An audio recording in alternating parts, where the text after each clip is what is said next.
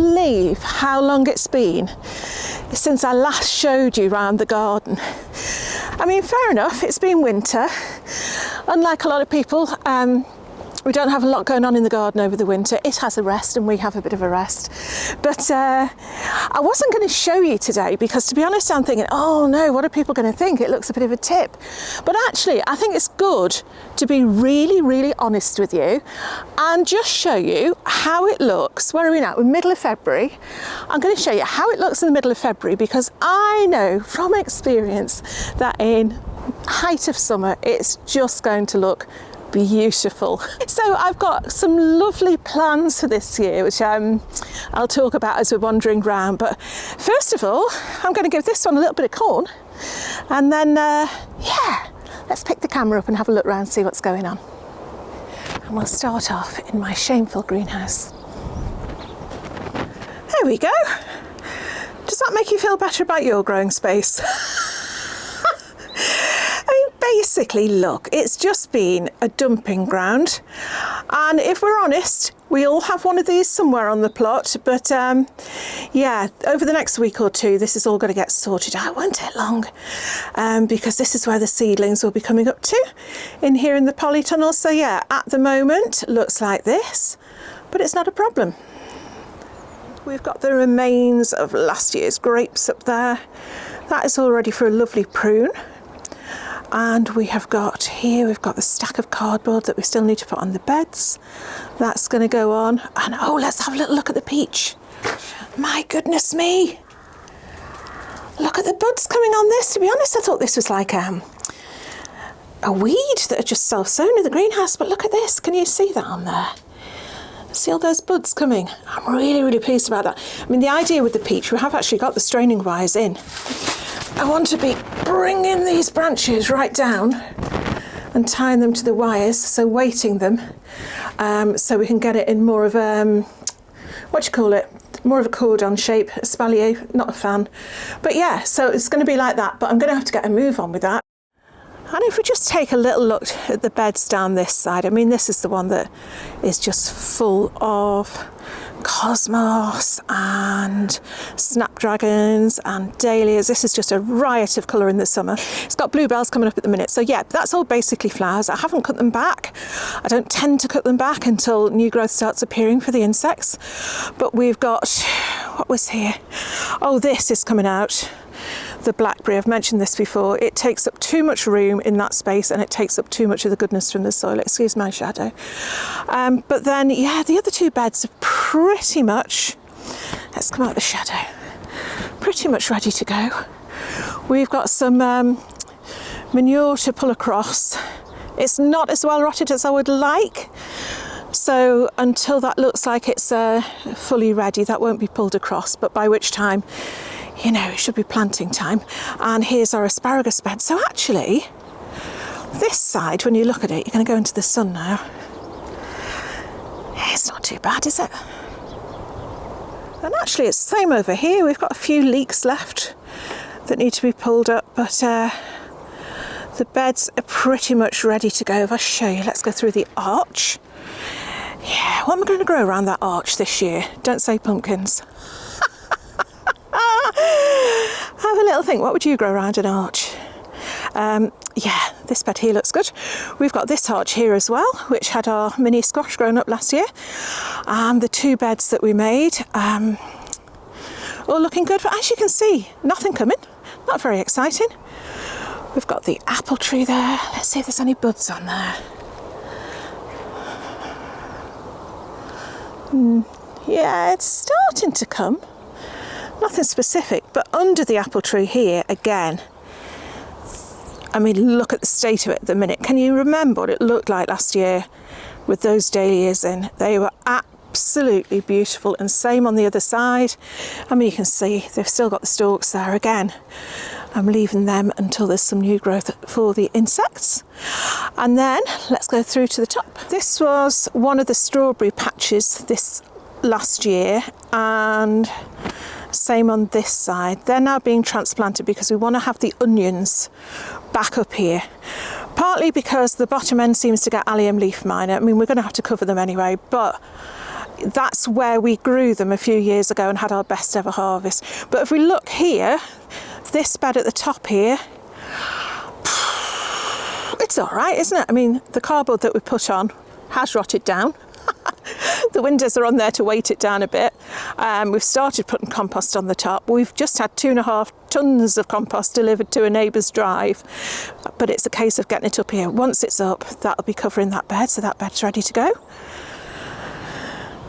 This bed, the bonfire is ready to go, and we are still harvesting the kale and the kalettes that we planted last year. To be honest, the chickens have had most of them, but they've been great. But yeah, you know what? They're going to be whipped into shape, pretty much. If I show you over here, we've put a whole load of wood chip down as well, which always makes a difference. But you know what? Actually, it's not bad. The raised beds that we put in last year, again, they're ready to go.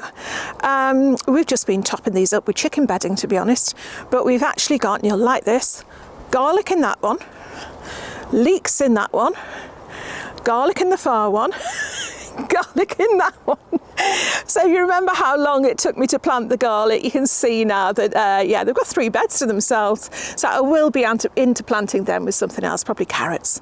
But yeah, they're looking good. And it's just so good to see new growth. Look at this rhubarb.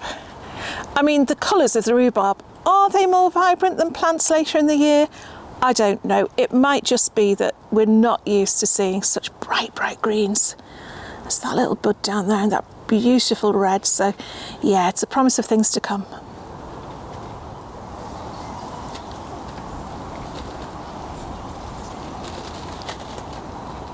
And if we have a look in the polytunnel, I mean, look, you know what though, this is what I want. This is, well, this isn't what I want, but this is really what I wanted to show you, because I've been fretting and fretting about what's it going to look like when I come up.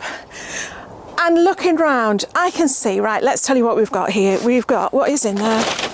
Bags, empty bags, all folded up. We've got cardboard. These are our potato bags this coming year, so these are all out ready to be filled with compost, so that's a doing thing. The netting, which will be used soon enough, that needs to go in the top shed. My dahlias are there. Sadly, most of them haven't made it, but there we go. So that can all be cleared away, so in no time at all, she says, although I won't be doing this on a YouTube short or an Instagram reel, but it won't take much time at all to get it sorted out again. And yeah, I think one of my things over the winter is not just, I haven't exactly had a break from doing videos, but I've been doing my 10 questions series, which again, I'll put a place. I'm so pleased with how they've turned out. Every single guest has had a different story to tell, so do go and have a look. Not yet. But yeah, I didn't want to be coming up and making jobs to do just in order to have a video, if that makes sense. I think I've said this, I've always wanted my videos to be honest, and I think showing you this today, you might just switch off and unsubscribe because you think, oh my goodness, Jane, what sort of a gardener are you? But it's doable, and I know it's like this every year. It might not be filmed like this every year, and then, as I say, in a few months' time it's going to be done. So I'm not going to be just making videos just to put content out. It's going to be, if I've got something to show you, I will show you, and hopefully you might be interested. The seed trays here, I think Mike's been putting his exhibition onions in. Look, I didn't know he'd been up and done that. I've got things going on at home in that I've got some seeds coming, so I've got my chili peppers in, and I'm so excited this year about trying out the Padron chili pepper. I've never eaten one before, let alone grown one, so that's going to be fun, but I'll show you them in another episode. What do you call these things? Episode coming up. I've got my ginger.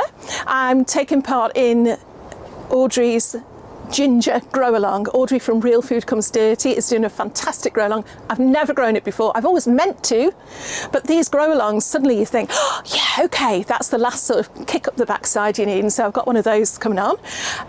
But again, I'll show you next time. The other thing I'm really excited about are the Barry's Crazy Cherry Tomato, which I saw all over the place, people harvesting it last year, but this year I've been sent some seed by Robin, if it's not you, if it's Ali, I really apologise. Ali has sent me some fantastic seeds as well. I'll be coming to them in another episode. Is it an episode? What do we call these things? See, I've been resting too long, haven't I? I can't remember what we call them. So yeah, and even at this stage, these are things that I'm getting really excited about. You know, it never gets boring. It really doesn't. Even if you only grow one or two things, try and grow different varieties. It's just such good fun. And of course, my dahlias. I'm doing my dahlias again this year, which were just, for me, the star of the show last year. I've actually got an article coming up in Kitchen Garden magazine for will it be the March issue? It'll be the March issue coming up, just showing one or two of the dahlias that I grew last year and how to get them started, because now is the time to be, if you haven't already bought your tubers or got hold of some tubers, now's the time to be looking around. But yeah, they're a real treat. But yes, hopefully this will make one or two of you feel better if you think that your garden is behind, is never going to get there, it's a bit of a tip. I mean, just look around here now, and all I can think of now is seeing these in a few weeks' time full of seedlings, and with those seedlings, it's just the promise of a fantastic year ahead. We've got some really exciting plans coming up regarding the allotment. Mike's got something he wants to show you. Again, that won't be this time, but stay tuned for that.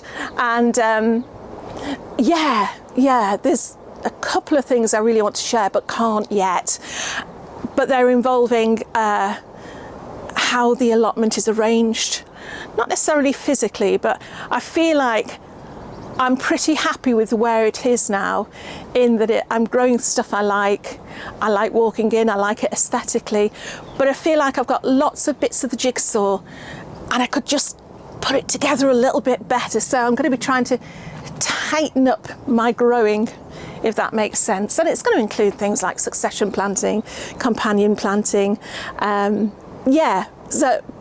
Again, that'll come up another time. So yeah, really excited about things to come, really excited about the growing year ahead, and let's just hope we have some half decent weather. Okay, I'm going to leave it there for this week, but back in the garden, starting from scratch, and yeah, really smiling about what's to come. So hopefully I'll see you soon. Bye for now.